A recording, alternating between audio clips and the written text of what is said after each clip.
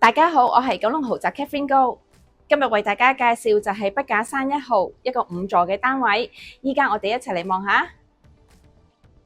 今次帶大家睇呢個5座嘅單位，實用面積1008尺。入門口嘅玄關位同埋飯廳已經係做咗鞋櫃同埋儲物飾櫃。之後呢，就到咗長方形嘅客飯廳。飯客廳嘅面積呢都相當實用。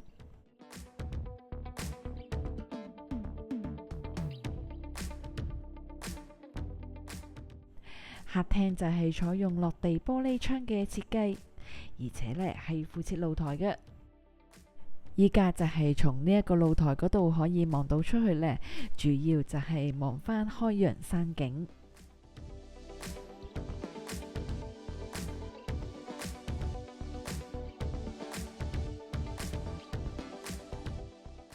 單位呢就係屬於原裝間隔3房1套。首先就係望下主人房，房間景觀同客廳一樣，係望返開揚山景。主人房面積實用，可以擺到雙人床同埋大型衣櫃。而主人房浴室呢係保留返用浴缸嘅設計。隔籬嗰間客房面積都相當唔錯。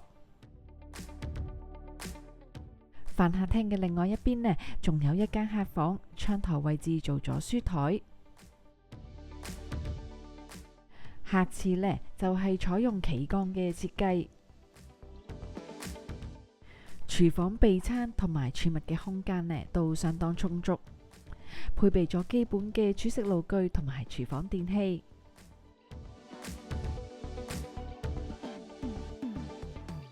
廚房裏邊仲有一個工人房，依家擺咗張上下格床，工人都有佢自己洗手間。